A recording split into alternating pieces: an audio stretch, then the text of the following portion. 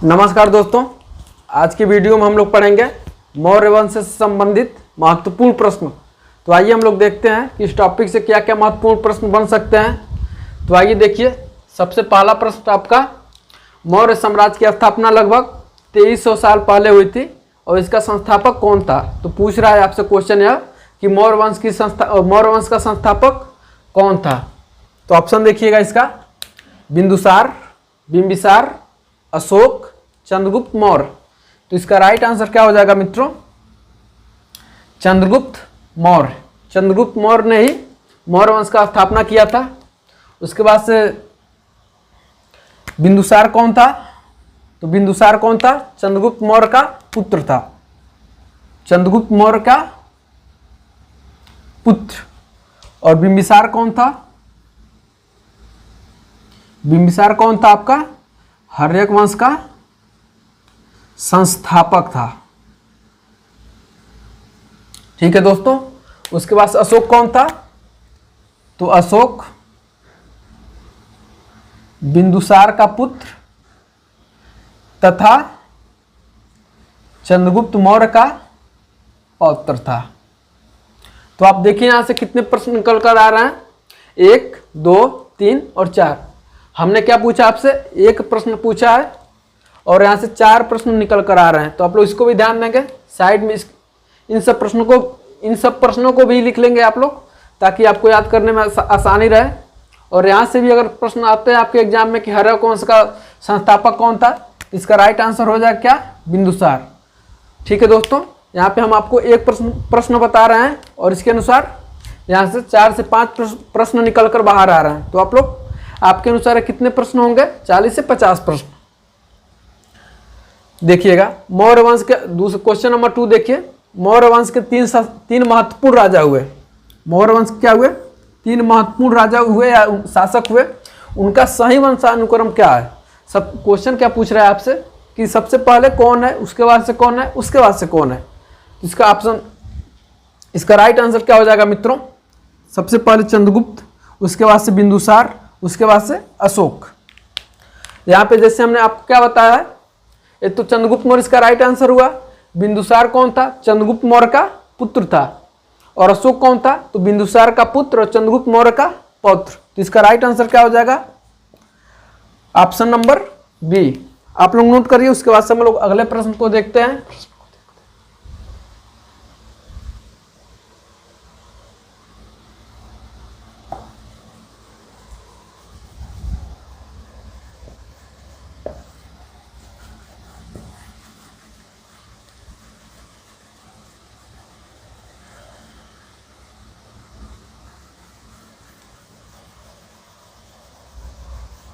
आप लोगों का नीचे भी नोट हो गया होगा मित्रों।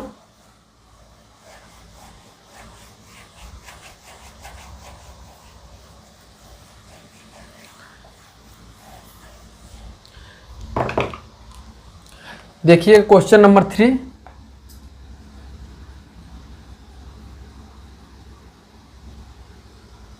कौटिल्य द्वारा लिखित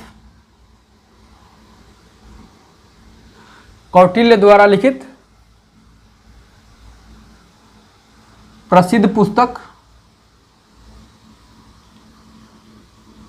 निम्न में से कौन है। क्या पूछ रहा है, कौटिल्य द्वारा लिखित प्रसिद्ध पुस्तक निम्न में से कौन है। ऑप्शन देखिएगा, अष्टाध्यायी,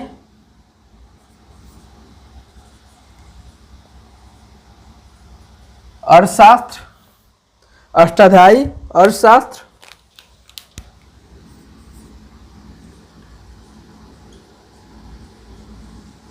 मालविकाग्निमित्रम, और उसके बाद से देखिए अभिज्ञान शकुंतलम।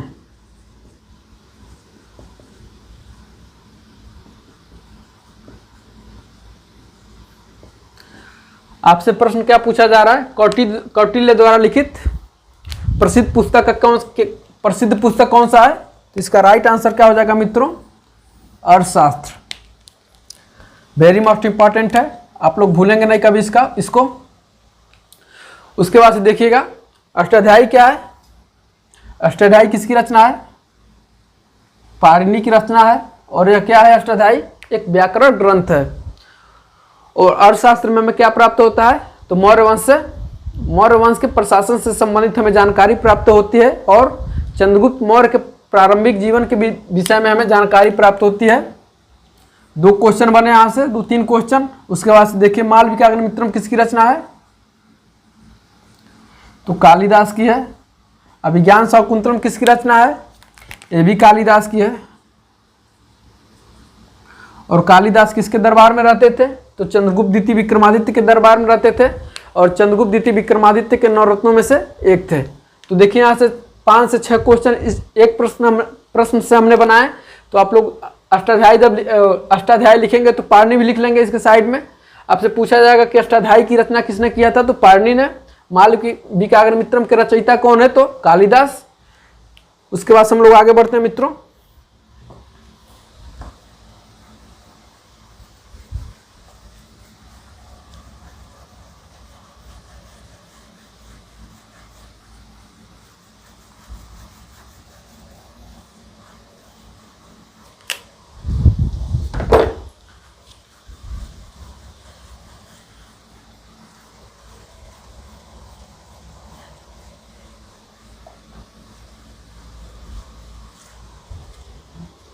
देखिए आपका अगला प्रश्न।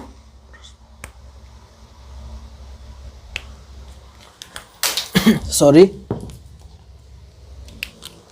Question number 4।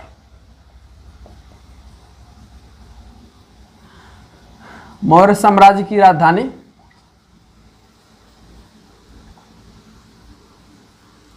निम्न में से कौन थी? मौर्य साम्राज्य की राजधानी निम्न में से कौन थी? ऑप्शन नंबर ए देखिए, उज्जैन,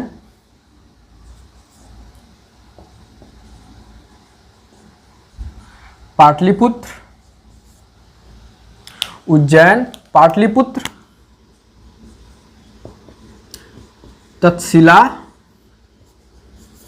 उज्जैन, पाटलिपुत्र, तक्षशिला, इसके बाद से सांची। तो इसका राइट आंसर क्या होगा दोस्तों? इसका राइट आंसर आपका हो जाएगा पाटलिपुत्र। और ए, सी और डी इन तीनों ऑप्शनों के विषय में हम लोग देखेंगे। उज्जैन क्या था? उज्जैन को राजधानी किसने बनाया था? उज्जैन को राजधानी किसने बनाया? तो चंद्रगुप्त द्वितीय विक्रमादित्य ने अपनी द्वितीय राजधानी बनाया था और उसकी प्रारंभिक राजधानी कहाँ थी? पाटलिपुत्र थी। और तक्षशिला क्या है? तक्षशिला एक विश्वविद्यालय था प्राचीन समय में और यहाँ पे पाणिनि और चाणक्य ने भी अध्ययन किए थे। उसके बाद से देखिएगा सांची। सांची कहाँ पे है? एमपी में है, मध्य प्रदेश में। और सांची एक स्तूप भी है और उसको किसने बनवाया था? तो अशोक ने। इस प्रश्न से भी हमने कितना देखे? 4 से 5 प्रश्न देखे। इस तरह से हम आपको 10 प्रश्न बताएंगे और आप उसके अकॉर्डिंग कम से कम 50 प्रश्न बनाएंगे। ठीक है दोस्तों, आगे बढ़ते हैं।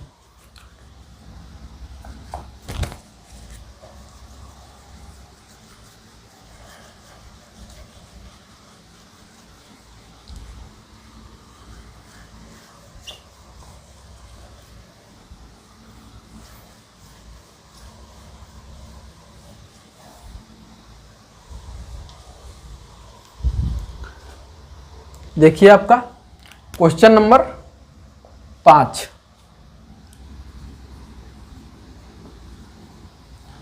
अशोक के शिलालेख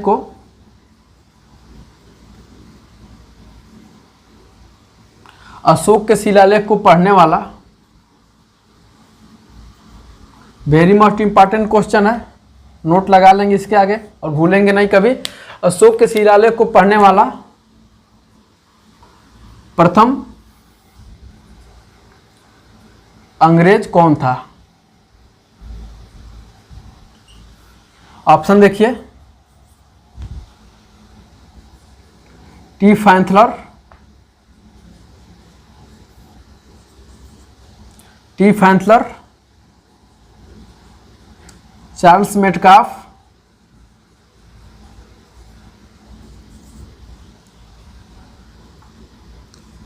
जेम्स प्रिंसेप, जेम्स प्रिंसेप। उसके बाद से डी देखिए,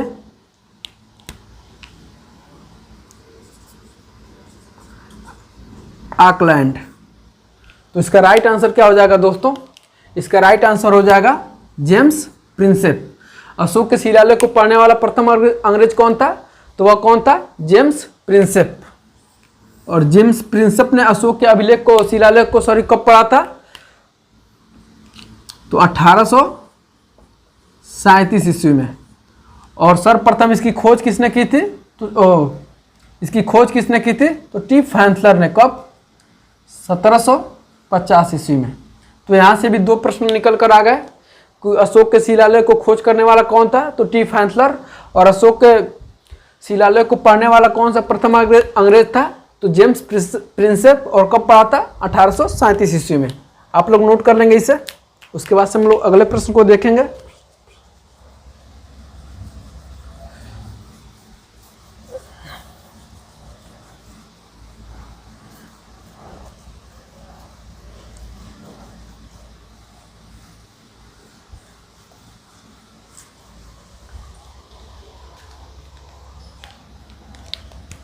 क्वेश्चन नंबर आपका हो जाएगा 6।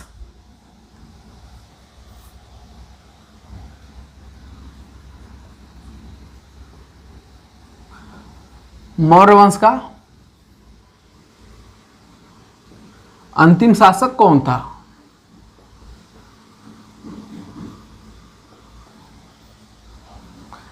मौर्य वंश का अंतिम शासक कौन था? देखिए,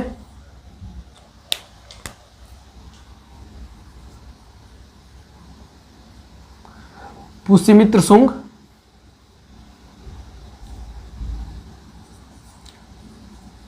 बृहद्रथ,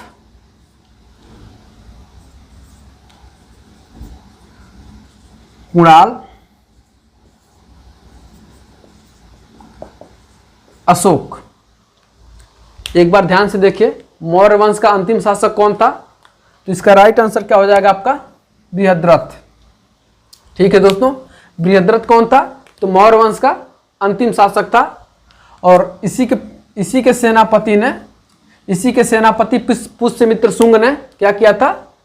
इसकी हत्या कर करके गद्दी पर बैठा और क्या किया? शुंग वंश की स्थापना की। शुंग वंश की स्थापना।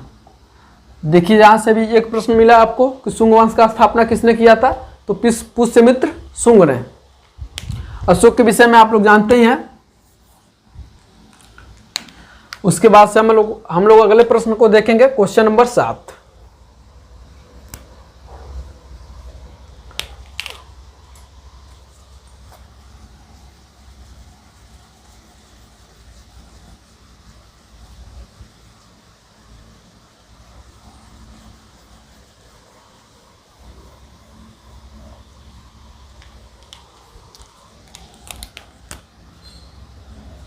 देखिएगा, very much important question. Kalinga युद्ध विजय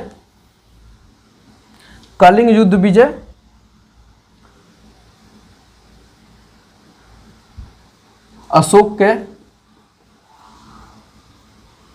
किस शिलालेख में प्राप्त होता है?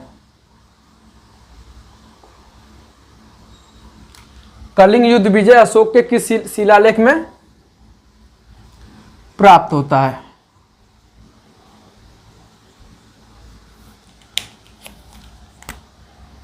ए, बी, सी और डी।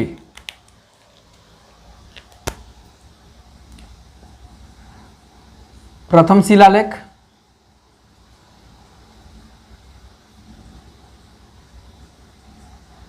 चतुर्थ, पंचम, उसके बाद से 13वां शिलालेख। तो इसका राइट आंसर क्या हो जाएगा मित्रों?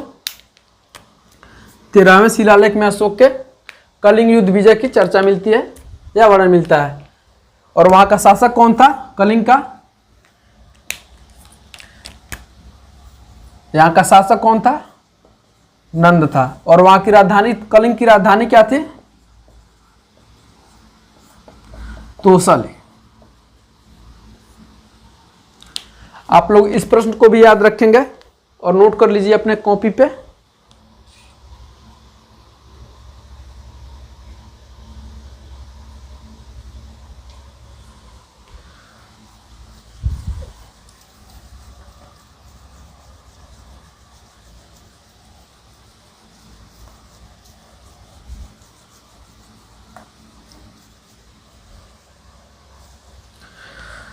देखिएगा क्वेश्चन नंबर 8।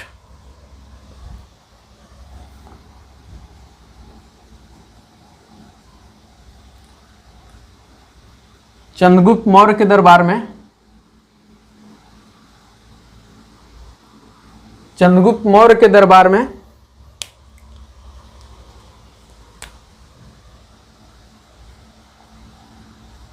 यूनानी शासक, चंद्रगुप्त मौर्य के दरबार में यूनानी शासक सेल्यूकस निकेटर का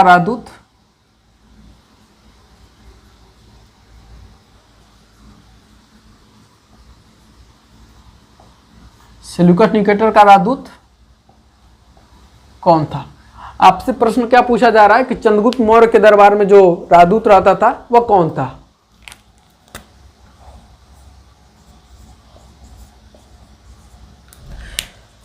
देखिएगा,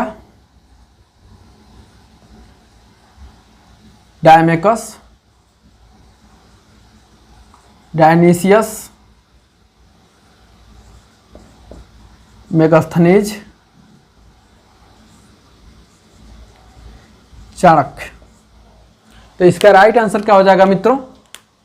मेगास्थनीज। और मेगास्थनीज ने एक पुस्तक भी लिखी है जो बहुत बार आपके एग्जाम में पूछा जा चुका है।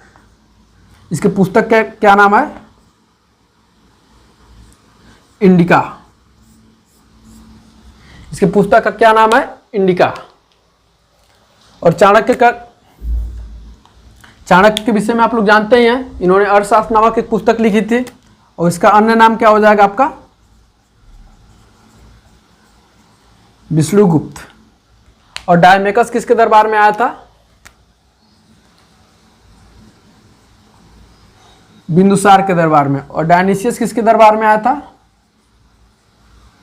अशोक के दरबार में, जो कि हमने आपको पढ़ा रखा है। अब आप लोग वीडियो जाकर के एक बार पुनः देख लेंगे। उसके बाद से हम लोग अगले प्रश्न को देखेंगे।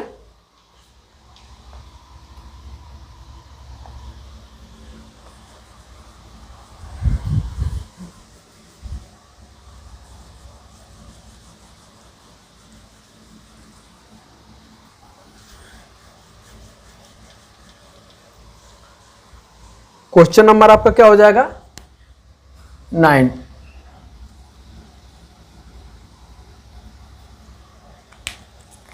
देखिए,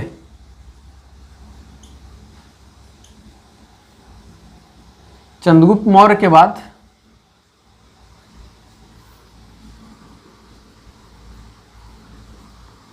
मौर्य वंश का उत्तराधिकारी कौन था?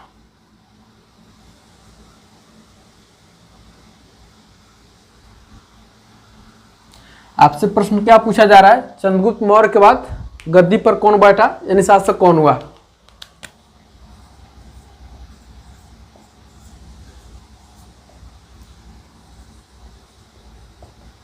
अशोक, कुणाल, बिंदुसार, बृहद्रथ। तो इसका राइट आंसर क्या हो जाएगा दोस्तों? बिंदुसार। अभी कुछ समय पहले हम लोग दूसरे प्रश्न में क्या देखे थे कि सबसे पहले गद्दी पर कौन बैठा?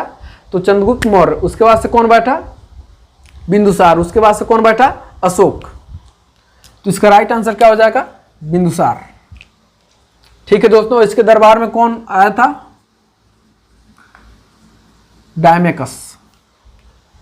ठीक है दोस्तों, हम लोग इस वीडियो में 9 प्रश्न को देखें। अगले वीडियो में हम लोग बाकी प्रश्न को देखेंगे। और आई होप ये वीडियो आपको पसंद आई होगी, तो आप लाइक, शेयर और सब्सक्राइब करना ना भूलें। मिलते हैं हम लोग नेक्स्ट वीडियो में, तब तक के लिए थैंक यू।